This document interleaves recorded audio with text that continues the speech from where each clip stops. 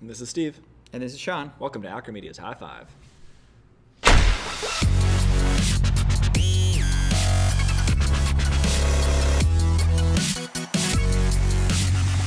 Omni. Shall we begin? We are going to talk about Omnichannel. Yes. All the channels. We will talk about them. So channel 1 is the beginning of Omnichannel. So No, where that's did usually the one where it shows you what's on all the other channels. Yeah. Channel 2. Okay. So tell me about the history of Omnichannel. Where did it all begin? Mostly as a buzzword. Oh, okay. But it's no longer, that's the thing, it's no longer a buzzword. It's no longer, but it was mostly a buzzword. You'd say Omnichannel, and that meant... a seamless customer journey. Anywhere where you can buy It meant product. the products on our website may also be available in store, but they may not be. You know? So in an omnichannel experience, in an actual omnichannel experience, for what I understand, and again, I don't totally understand it because it's still a buzzword to me. But you know, your experience when you go into a physical store should be very similar to the experience you have on the online store, and whatever other way you can purchase, and everything should be synced up, i.e. inventory. For example, if you buy something online, you should be able to return it in store. All of that. They should have your history on your account. Continue. Yeah, and there's we talk sometimes about omnichannel being online and in store. It's omnichannel. It's all the channels. It's call-in orders, it's customer service stuff. It's integration with other partners. If you sell through Amazon, you sell through eBay, something like that. That's a channel that you sell through as well, right? Right. If you have a catalog still or something, or who knows, right? Those are all channels you have, and it's having all those channels work together so you don't have a different purchasing experience on them. Now, can you still have a different purchasing experience, yet everything is still synced up, and would that still be considered omnichannel? Yes, and that's actually almost where Omnichannel is going. Basic Omnichannel at the start was just like, hey, if it shows on the website, it's also in the store, and it's kind of the same, right? Now it's about pairing and giving advantages to certain things, right? If I'm on the app, it should show me, it should automatically pick my closest store. It should show me where in the store a product is located, what aisle it's on, what section it's in, is it in stock, is it not in stock, which is a different thing. If I'm purchasing it and I'm purchasing it online, I don't care what aisle it's in. I don't care what my closest store is. We can still have that info should I decide to go in, but it's a different type of experience. What I care is how long it's going to be shipped to, and you have these, so you have to tailor the experience to each way, but they all have to mesh together. Okay. And at the most basic level, what can you expect from an omnichannel experience from the majority of platforms right now, out of the box? Rudimentary stock syncing is really what you're going to get for omnichannel experience. You're going to get some basics that go together. Stuff I talked about, like where it is in the store, no, you're not going to get that. Only a few retailers will do that. It's very difficult. It also requires a lot of extra work. You need to know that data too. So even if the platform supports that, that doesn't mean that you track where every single product you have in the store is, and that kind of stuff. So it's mostly just to be like, hey, if I sell a couple online and I sell a couple in the physical store, I know when I'm out of stock or not. Little stuff like that or whatever. And even that, there's variations in omnichannel. Do you know in real time? Do you know every hour? Do you know when it syncs nightly? There's a huge, everyone can put omnichannel on their website, but there's all these variations of what it can be. And there's a big difference. If it only syncs nightly, you might look online and it says, oh yeah, this is in stock. You go to the store. Well, I mean, it was in stock this morning. Yeah. Right. And now it isn't because you're not syncing it to the midnight. Yeah, or and whatever. It's not, or people are ordering it online, but it's not actually in stock because you sold them all out of the store or whatever. So with the Drupal then, because we have to focus on Drupal a little bit, we have to. We're contractually obligated to do that. Yes.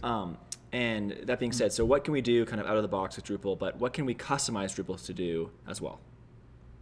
So what we can do out of the box, the big thing is we can already do the syncing because we're using the same platform. We have a point of sale that integrates with. We have the strong web platform that we already have. And we automatically do these pushes to different channels, to Amazon, to eBay, things like that. So we already have real-time stock shipping out of the box. So we have the sort of best of that already.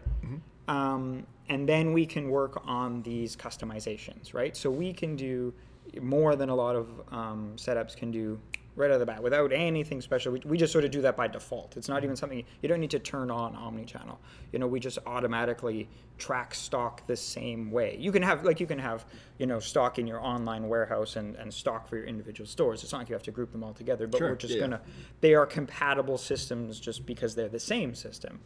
And then when we get into customizations, it's all that stuff that I talked about of those extra, you know, details. Come in and demo this in store, or start this order online, finish it in store, or go into the store, oh, it's not in stock, here we'll put an order through, but instead of shipping it to the store and then the store manager calls you and you drive into the store, it's like we've just turned this into an online order for you now. You will get an email, you know, it will be shipped to you, it will go there. Stuff like that we can actually mostly do out of the box. There's usually a bit of customization work to make that a smooth flow that your cashiers are doing, but you have the same system, so they can always take that and be like, I'm going to punch your order in as an online order instead, and then it will be shipped to you, and I can still take your payment here. But it's a little bit working with two systems, right? And depending on how you are, we want to smooth you out. And there are permission issues. Maybe you want to limit your cashier's ability to do things like that, and you know, settings that are individual to each company. And regarding Omnichannel, is it, you know, in Drupal case, is it specific to Drupal, or, you know, with these integrations, is there anything that, you know, works better than others, whether it be a payment gateway or a certain integration that makes Omnichannel more suitable or more accessible?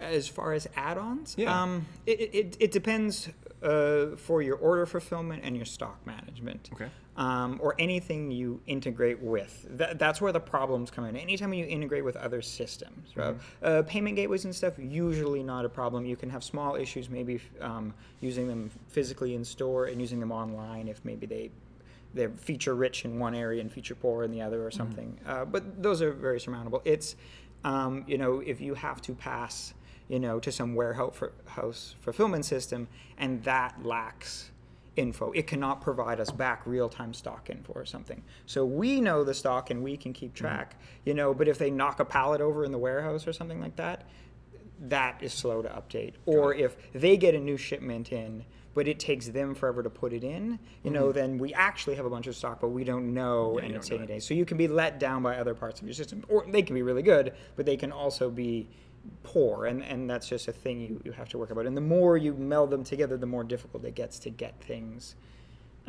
in sync. If you have different systems and I report one number and the other system reports another number, which number is the correct number?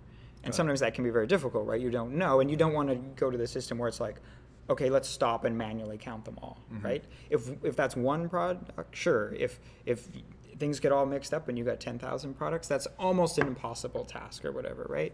You know, you're talking shut everything down for a week and bring all your staff in and do inventory or something. I mean, if you do a big warehouse, you're probably already done inventory, and it's awful, right? It's so consuming, and it's very prone to manual error. You know, when you've been counting things for 9 hours, you forget and you make mistakes and stuff like that. So. Yeah. So 2 questions then. One, how are you feeling? Oh, like $1 million. Great. And what's the too long didn't read? The too long didn't read is if you're a bit of a wuss, don't get a tattoo. And Omnichannel works really well out of the box in Drupal. It works a lot better than everyone else who says Omnichannel, and kind of doesn't really do it. We do it. We can. Legit. Subscribe, comment, questions, everything. Do that below.